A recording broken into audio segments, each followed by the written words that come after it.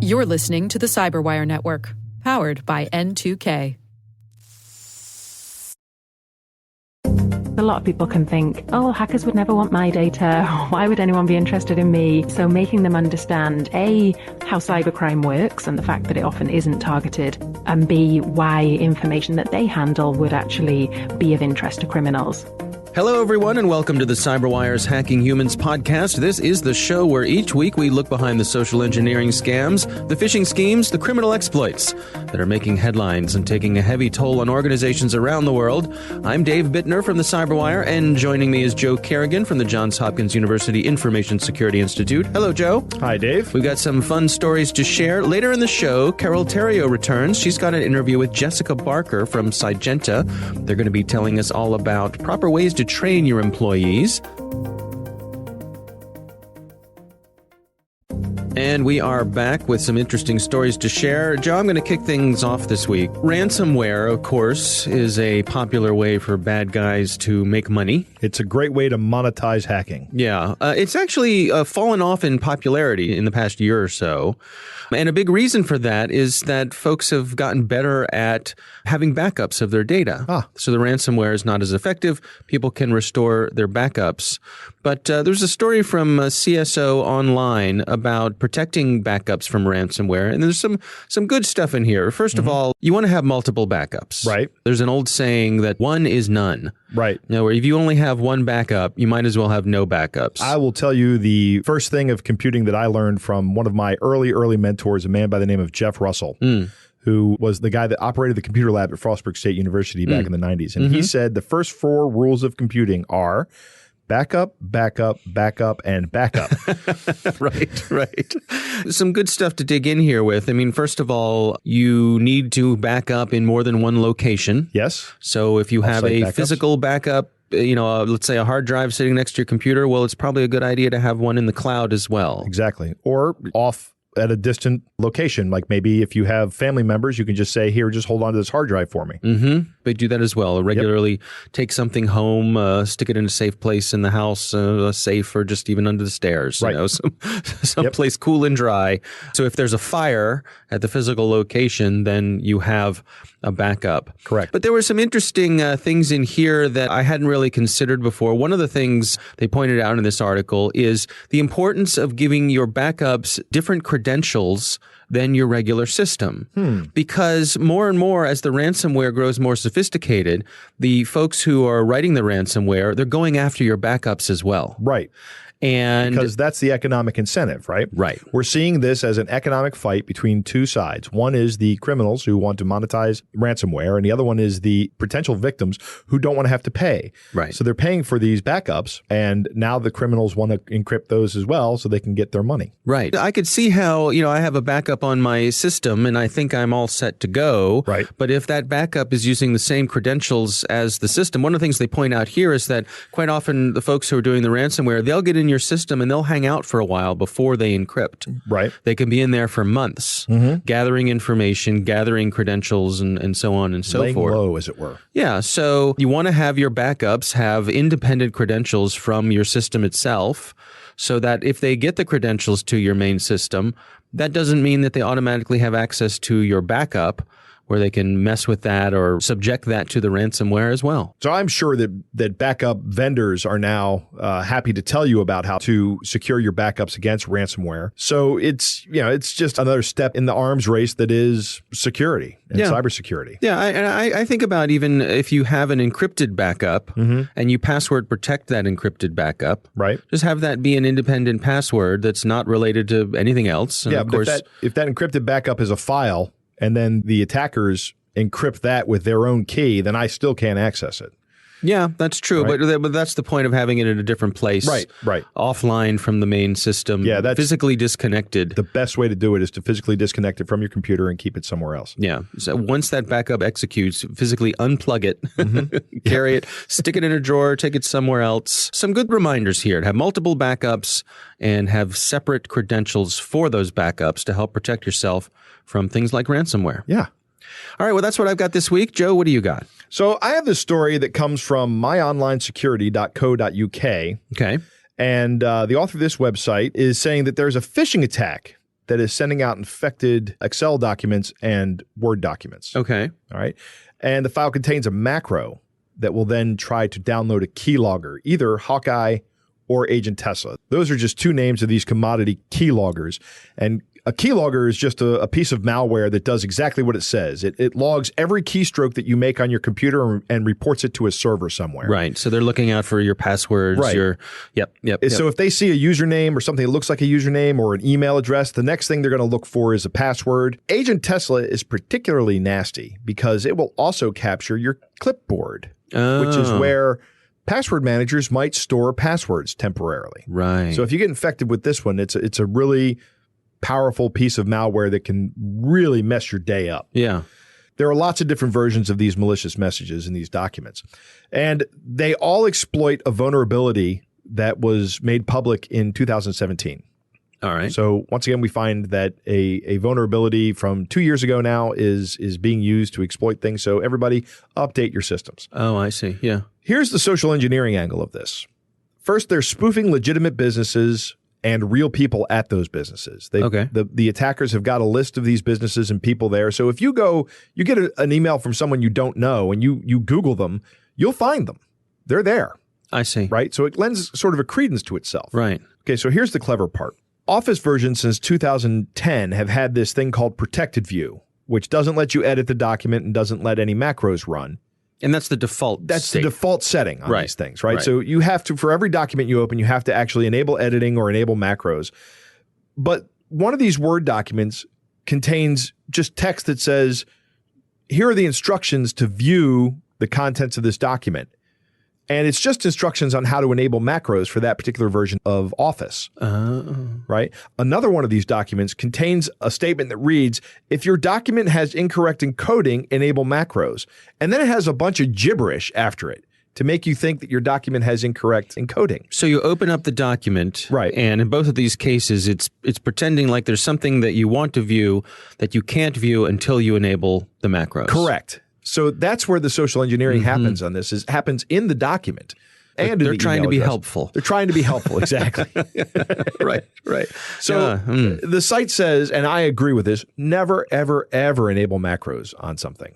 Yeah. Just don't do it. There's no reason for anybody to send you a document that has macros enabled. I guess there's probably some business reason that somebody's going to come up and say, but generally speaking, an unsolicited document should never have macros enabled. Well, it's a red flag. It's a red flag, exactly. If somebody sends you something that has macros enabled, then you know that's a red flag. Right. Don't be extra suspicious. Yes.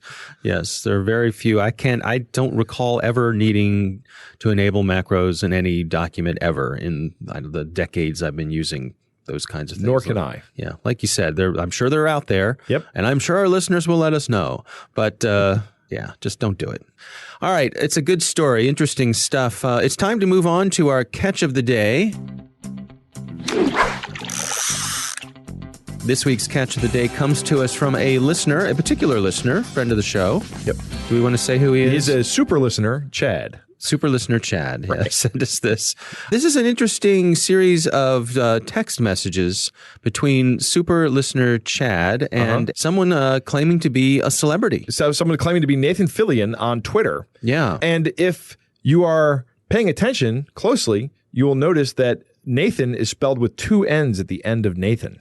I see. Which is the actual Twitter handle is Nathan Fillion with two N's at the end of Nathan. So it's actually a very well spoofed account. It has the same picture that Nathan Fillion has on his actual Twitter account. It is not a verified Twitter account, though. Okay. Well, let's read through this. I will play the part of the celebrity. Okay, and I'll be Chad. You can be Chad. Here we go.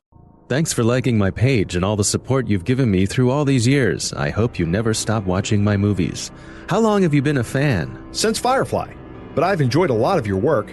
Some of my other favorites are probably Captain Hammer from Dr. Horrible and Castle. I also liked your role on Santa Clarita Diet, and I'm really enjoying The Rookie. That's great. How would you love it if I get you a free VIP ticket for a meet and greet with me? That would be great, but I live in Ohio. Not sure when I could make it out to California. I guess I'm assuming you're in California. But if you are, I have a very good friend who lives there. She's in Oxnard. She is also a huge Firefly fan. It was actually how I met her. According to my schedule, my team and I have to be in Ohio in about 2 weeks for a filming on The Rookie. Every fan is important to me, and I have a team that picks out active fans on my fan page, and you stand out. I want to use this medium to extend a hand of personal friendship. Wow, that's awesome. I would love to meet in person. Where are you going to be in Ohio? I will be at Custer. I would love us to keep in touch, but I'm afraid you might give out my number if I handed it to you. Not a problem. I understand. You can always reach me here. Wait, Custer, Ohio? Are you sure that's right? Yes, that's right. I barely come on here. Is your phone number private and secure? Yes, it sure is. Do you have WhatsApp? No, sorry. It's okay.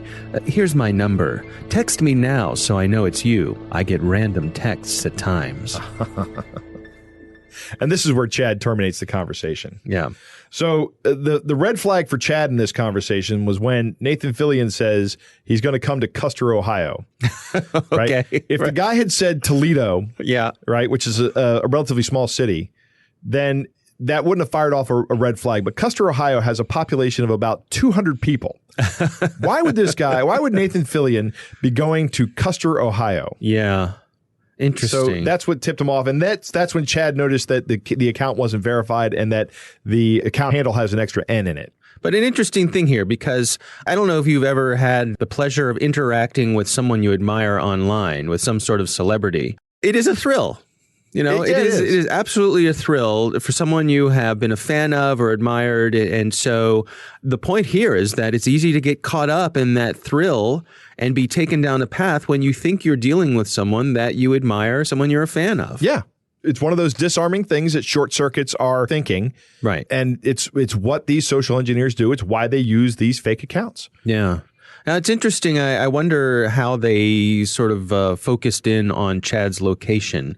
I wonder if there's any location information or something, or just the fact that he said he was from Ohio. You know, they just randomly picked a location on a map. But good for Chad for for sniffing this out and not going down this path. You could see how lots of people could come down this path. Absolutely. Yeah. Absolutely. A less astute listener would have sent the text, and then they have your phone number, and then God only knows what happens next. Yeah. All right. Well, thanks to Chad for sending that in. That is our catch of the day. Coming up next, we've got Carole Theriault with her interview with Jessica Barker from Cygenta. Carole Theriault is back, and she has an interview with Dr. Jessica Barker from Cygenta. They're going to talk about training and specifically ways to get your team on board to be trained. Today, I'm diving into cybersecurity training. Basically, if you work online, I wouldn't be surprised if your boss announces you are attending a mandatory cyber class this year. Having employees able to spot cyber traps that bypass technology lowers a company's overall exposure to threats. That's a win. But how do you get employees on board? For cyber training to work, they must be engaged, interested. How do you go about that? And what can a company do if they haven't the resources to hire a top cyber trainer? Jessica Barker of Cygenta was kind enough to give us the lowdown. She's an expert on the human side of cybersecurity and trains companies all around the world. Now, just a little aside here. Just before our interview, a chimney where Jessica was staying decided to start crumbling. Now, workers on the case did their best to tiptoe, but you can occasionally hear some background noise. I'm sorry about that. So as soon as she was on the phone, I dived into the deep end and asked Jessica, how does she bypass the technophobe barrier? So obviously one of the key things is understanding what will make it relevant to them. So you don't want to just talk blanket about cybersecurity, and you don't want to give examples that won't be relevant to the people in the room. So you need to understand what their day job is and how cybersecurity relates to them. Because a lot of people can think, oh, well, hackers would never want my data. Why would anyone be interested in me? So making them understand, A, how cybercrime works and the fact that it often isn't targeted, and B, why information that they handle would actually be of interest to criminals. And how do you respond to that question? Say someone in your class said, why would an attacker or a cyber criminal focus on me? So one thing would be talking to them about their job and what they do and information they handle in that regard. But then another thing is just their personal lives, their personal information. So, their bank details, their personal data, their health data, their credit card, all of this information that you have and that you exchange when you're using the internet as a personal user all has a value. But then the people that you work with, the information you handle as part of your job, all of that will be relevant in one way or another. So for example, if I'm working with a small company who might think, hackers are only going to go after the big guys. Well, then it's talking to them about some of the companies that they work with, the supply chain that they're part of. And I might share examples. Target would be the obvious one, where a third-party supplier, there it was the air conditioning company, that was hacked to get into the bigger company. So it's always about picking those examples that show them, actually, this has happened before. This has happened to people like you who didn't expect it, and these were the consequences. So would it be fair to say, it's a good method of getting people to pay attention is drive up the fear factor in a way to make them realize that there are risks out there they may not be aware of?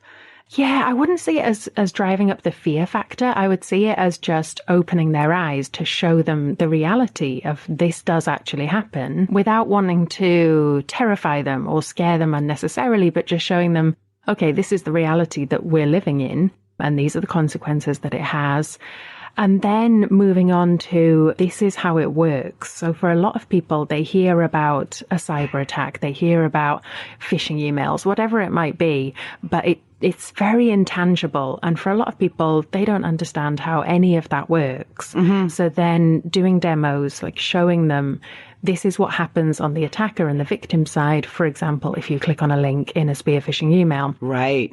And then their eyes are opened as to oh, okay, now I get it. Now I see. So your job is to have people who don't follow best practice to understand the point of following best practice when it comes to cybersecurity. Would that be fair? Yeah, exactly. It's about making sure, on one level, working with the organization to make sure that the best practices are there, that they're communicated, that they're logical, but they're proportionate. But then also helping to communicate those to people as to why the policy says to have good passwords or be careful about the links you click on or this, that, and the other. But do people ever ask you about what can the company take from me? So more of a privacy agenda, for example. Do they kind of say things like, can the company read my emails if I send them from my work email or from my work computer? Yeah, it's rare, to be honest. You would expect that question to come up more, but people don't ask that so much. People have in the past where they've kind of said, how much can I be doing personal stuff on my laptop or whatever it might be. But I think either people know not to or people don't even consider it. I don't think there's many people in the middle, if that makes sense. And I think the other thing is people maybe don't want to ask the question. That's fair. Because I suspect people think, if I'm using my personal Gmail on my work laptop, there's no way they could see what I was writing. Yeah. Right? And the answer is really no, guys out there. Yes. Yeah. I think a lot of people probably don't even consider it. But they also don't want to ask the question because they don't want to admit that they're doing personal stuff at work. Yeah, secret. We all do, guys. Yeah. So another question for you. Do you think that the Russia hacking news scandal and the Facebook exposing less than desirable working ethics has impacted how people see cybersecurity and social engineering? Yeah, I do think it has, actually. I think what we've seen over the last couple of years is things like, the stories around Russia with the Facebook scandals, with just the kind of rolling news of cyber attacks and data breaches, and constantly hearing about, TalkTalk and other big breaches and incidents, WannaCry, things that have really hit the headlines, have massively driven home cybersecurity in general. And then some of them, because they've been focused on social engineering, has really raised the awareness levels around the human side and the fact that this isn't all technical. Are you finding that companies are basically going, gee, we really need to pay attention to this, because if this is happening on a personal level in terms of things like Facebook, we are more at risk? And I've heard lots of numbers bandied around about how many threats actually have a social engineering component to the attack. So I've seen numbers as high as 90%. So it makes me think that people see employees as a significant risk to their company. Yeah, I think that's really changed in the last few years as well. I've been working in cybersecurity and with this focus for about 8 years. And when I started out, I would have to really explain to people in the industry what I did. A lot of people wouldn't get, why are you focusing on the human side? Like, what does that even mean? Whereas now, everybody gets it.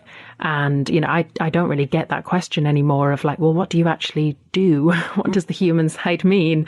So that's massively changed in the last couple of years. And also more and more companies that want to do something around it. Some are very mature and will know exactly what they want to do around awareness, behavior, culture. Others will come to us and they'll say, we know we need to do something on the human side, but like, where do we even start? What does that look like for a company like us? That's great, because that was my next question. How does company A, how do they know they're going to be investing in someone good? What are some tips, I guess, on finding a good cyber training consultant to help you? Yeah, it's a difficult one because it's not as defined, I think, and there's not been as much focus in the industry as to working on the human side. So it can be, I think, a little bit confusing for companies that want to, for example, focus on their awareness, the behavior, the culture. So we get a lot of word of mouth recommendations. We'll have done something for one company, they recommend us to others. And so that's often, I think, how it works in this industry. Yeah. A lot is based on trust and on your network. One thing is, talking to companies and finding out what is their approach and seeing if it's aligned with where you want to be. So thinking about, your company, what it looks like, thinking about what is going to be most effective for the culture, and then going out to companies out there and seeing what are their offerings.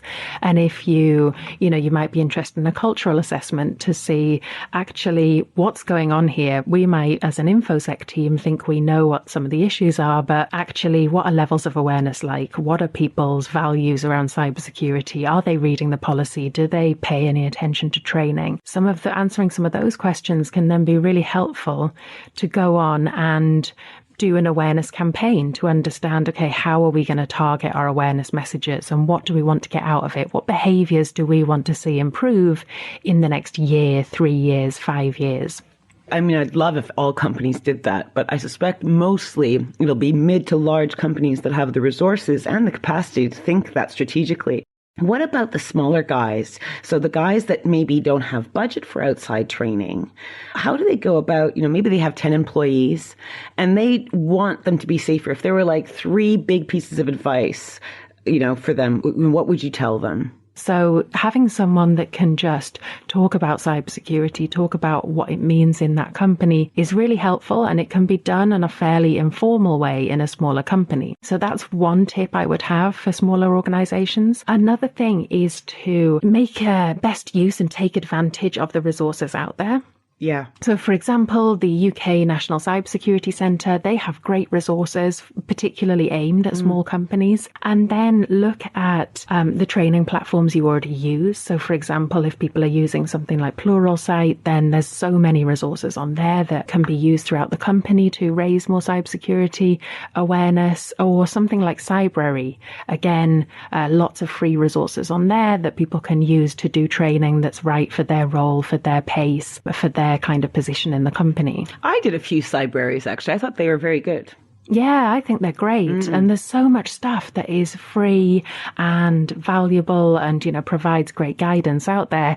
It's just a case of someone taking the responsibility to find it and share it with people and check that it's good enough for people to use. So maybe smaller companies would be wise to, in 2019, to allow an employee that might be interested in technology to take half a day a week to go and learn and study and provide tips to the company. And even if they did that for 3 months, right, they would be at a much better cyber, place in terms of best practices than they are today. I think that would be true for most companies out there that are small. That would be amazing. And then, of course, there's loads of local events and conferences and things happening like B-Sides or the DEF CON local groups, which are usually either free or really low cost.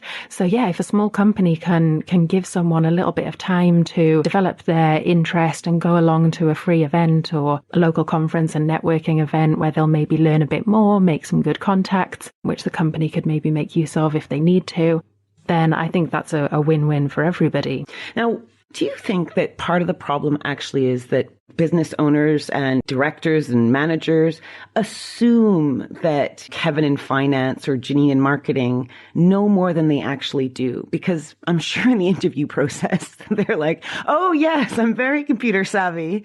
I know all the programs. I think this is partly sometimes down to the culture we have around not just cybersecurity, but technology in general, where people can feel that they don't want to be exposed as not knowing as much as they should, and they don't want to be the one asking the stupid question.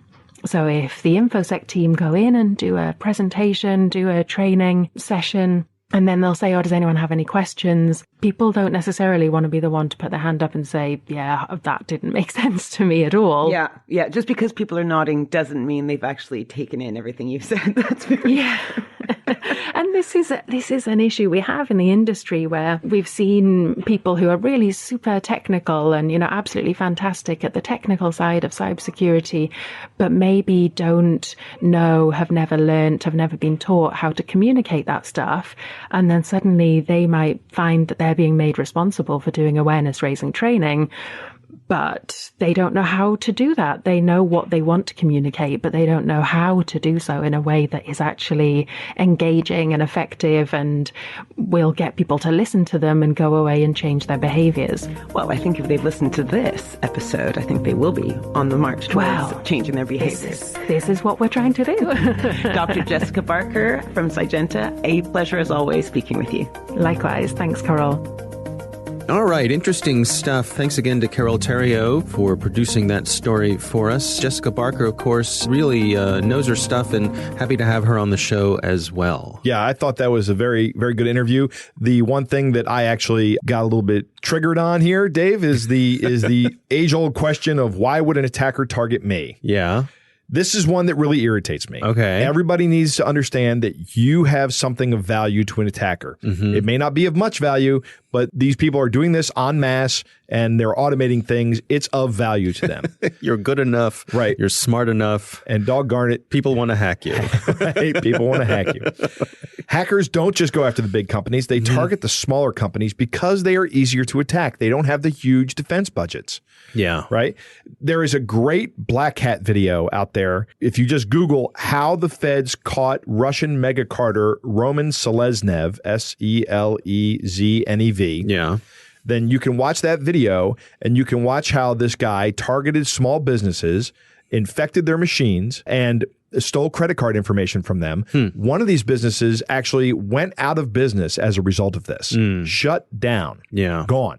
Yeah. Because they got sued by so many cardholders that they just couldn't survive under the weight of those lawsuits and they had to close. Right. So, yeah, small businesses should care about this. Everybody should care about this. I want to say that both Carole and Jessica recommended Cybrary, which is a great resource headquartered right here in the great state of Maryland. Yes. Yep. So if you want to check that out for getting training for people in small business, the training is all free video-based training. There is some premium training that you have to pay for, but most of it's free and an excellent resource. And finally, the one thing I wanted to touch on here is that bridging the gap between technical people and non-technical people has always been a really big issue in this field, right? Early on in my days as a software engineer, or actually not even a software engineer, just a developer, I had a manager tell me, you need to get better at communicating with the users, right? Because they don't this was during the requirements and we were doing an iterative process and we were gathering requirements very frequently. So you have to be able to speak the language. The communication skills are absolutely essential. And when it comes to going to communicating cybersecurity information or best practices or whatever, you really need to have your communication processes. You need to have good communication skills here.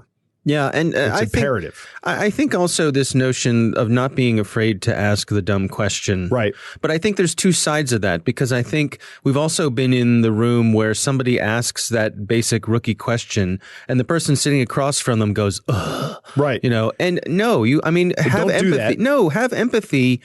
And for the person answering that question, reinforce it and say, I'm really glad you asked that question because it's really important that everyone understands that. Right. That's a good question. Yeah, I'm sure some people probably know all about that, but just in case you don't, let's do a refresher on that. When somebody asks a basic question, that means that the speaker has made an incorrect assumption about the audience. Mm-hmm. Right? Yeah, that's a good point. Yep. That's a good point. So just to have some empathy for those people and don't be afraid to ask that question. It's actually, to me, I think that's an empowering thing to have. It's a sign of confidence to be able to ask that, what is a dumb question, right? What you're afraid people might perceive as a dumb question, because it's not. If you're wondering, chances are there's somebody else in the room who's wondering the same thing. Absolutely.